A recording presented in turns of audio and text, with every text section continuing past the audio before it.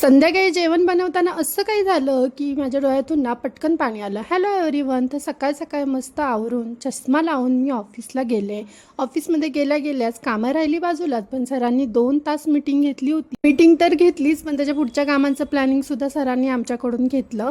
आणि 1 वाजला तेवढ्यातच, आणि 1 वाजता मग काय लंच ब्रेक झाला, मग डायरेक्ट जेवायलाच बसले. मी संध्याकाळी पण मस्त काहीतरी चमचमीत बनवायचं ठरवलं. सो मग इथे ना मी कांदा कापून त्याच्यामध्ये ज्वारीचं पीठ टाकलं होतं. आणि हे जे नवीन आणलेले काल आणलेले कांदे आहेत ना, ते खूप तिखट आहेत. कापताना इतकं डोळ्यातून पाणी येत होतं ना, काही विचारूच नका. आणि झोंबत पण खूप जास्त होते.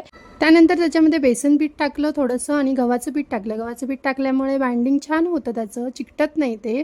त्यामुळे आणि असतील नसतील तेवढे सगळे मसाले टाकायचे आणि त्याचा डो बनवून घ्यायचा. आणि एक 5 ते 10 मिनिटानंतर मस्त त्याचे गोळे करून लाटून घ्यायचं. हे थापून नाही केले, लाटूनच केले, त्यामुळे इझी झालं. आणि मस्त सॉस किंवा दह्याच्या चटणीसोबत सर्व केलं. चलो बाय बाय.